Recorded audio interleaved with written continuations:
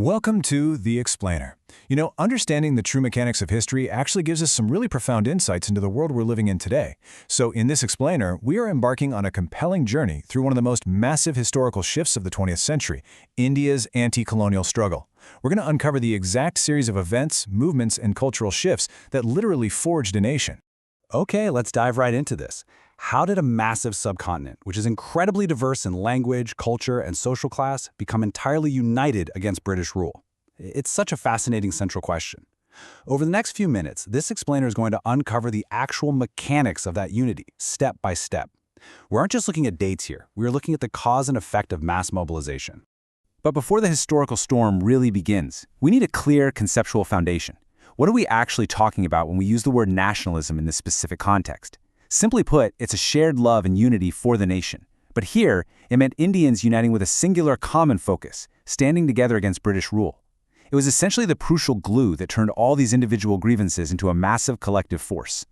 To make this massive shift crystal clear, here's our game plan for today. We'll start with the spark of unity, move right into oppression and tragedy, and follow that with the non-cooperation movement. Then, we'll cover civil disobedience and SALT, look at the roles of different groups, and finally, forging collective belonging.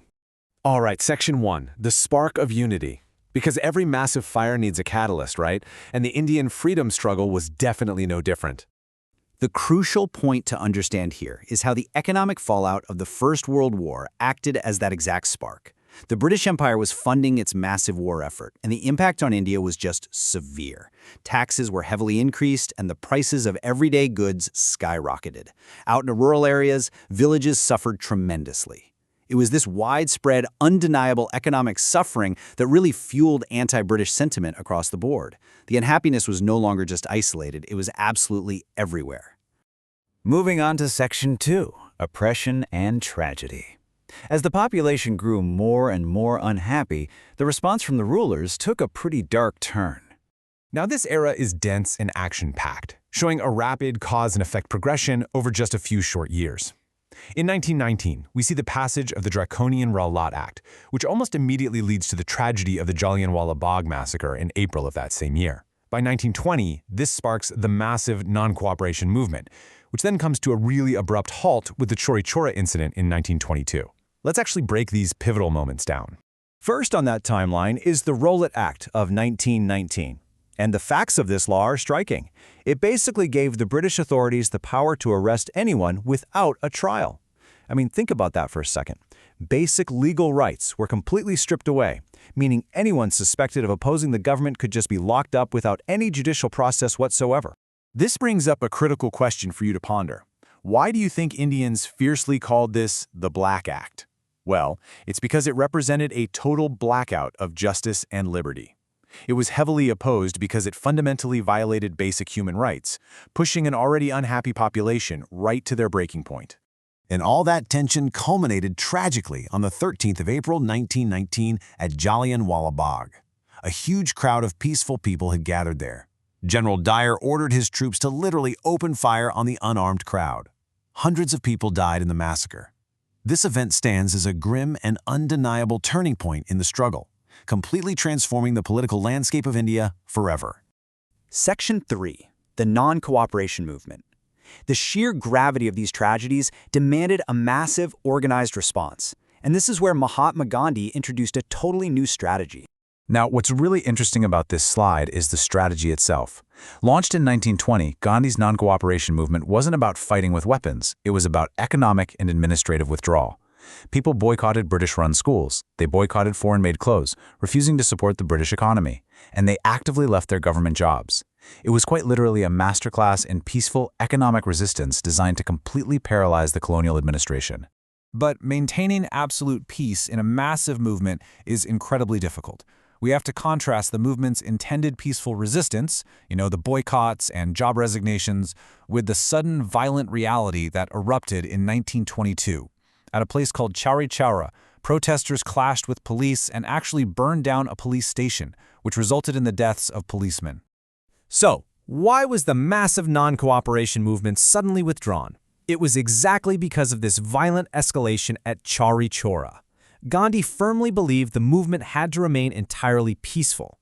When violence broke out, he immediately stopped the movement, prioritizing the principle of nonviolence above the immediate momentum of the protests themselves. Section 4. Civil Disobedience and SALT. The struggle was far from over, and it evolved by 1930 into outright civil disobedience. The catalyst for this next phase actually began a little bit earlier with the Simon Commission. The British sent this commission to look into India's constitutional system, but there was one glaring issue. Absolutely no Indian member was included. To Indians, deciding their future without their representation was just unacceptable. This sparked widespread protests across the entire country, united under the famous ringing slogan, "Simon, go back." That unifying anger set the stage for a monumental event, anchored by a really staggering number, 240. That is 240 miles. This is the sheer scale and physical toll of the legendary Salt March. Mahatma Gandhi walked 240 miles on foot all the way from Ahmedabad to the coastal village of Dandi. So, what was the aim of walking 240 miles to the coast? The goal was highly specific and brilliantly strategic: to protest the British tax on salt. By going to the sea and making salt himself, Gandhi was officially and peacefully breaking British laws. This specific act kicked off the broader civil disobedience movement, proving once and for all that unjust laws could be boldly challenged without resorting to violence. Section 5. Roles of different groups. Now, let's shift our focus to the social fabric of this movement, because a truly united front requires different motivations coming together. And this brilliantly illustrates how different classes brought their own distinct goals to the broader freedom struggle. Peasants joined the fight because they desperately wanted lower taxes. Businessmen threw their weight behind the movement to protect Indian industries against foreign imports. And women played an absolutely vital role, stepping out in large numbers to participate in protests and marches. Different groups, distinct goals, but all of them channeling their energy into the exact same broader freedom struggle. Section 6. Forging collective belonging. For our final chapter, we're going to zoom out to examine the cultural glue that bound these diverse groups together. Creating a national identity requires cultural tools that bypass regional differences. It wasn't just about politics, right? It was deeply emotional. The creation of national songs gave people a shared voice. National symbols provided a common banner. The imagery of Bharat Mata, or Mother India, gave the nation a relatable, unifying visual embodiment. And sharing traditional folk tales and history reminded people of a rich, shared past. These cultural elements were absolutely essential in forging a lasting, unified Indian identity. So, coming back to our core themes, how did people truly develop nationalism in India? Well, as you've seen in this explainer, it was a powerful combination. It was built through shared struggles, like enduring the impact of World War I, fighting the Rowlatt Act, and participating in mass movements. But it was equally built through shared cultural symbols, songs, and a collective history. The political and the cultural work totally hand in hand. We've covered the mechanics of how a remarkably diverse subcontinent united to change history through immense sacrifice and a shared vision. I want to leave you with a provocative thought as we wrap up this explainer. Look at the economic hardships, the severe repression, and the incredible courage required to march or boycott. Knowing what you know now, would you have joined the freedom movement? It's a pretty powerful question to reflect on. Thanks for joining me on The Explainer, and keep learning.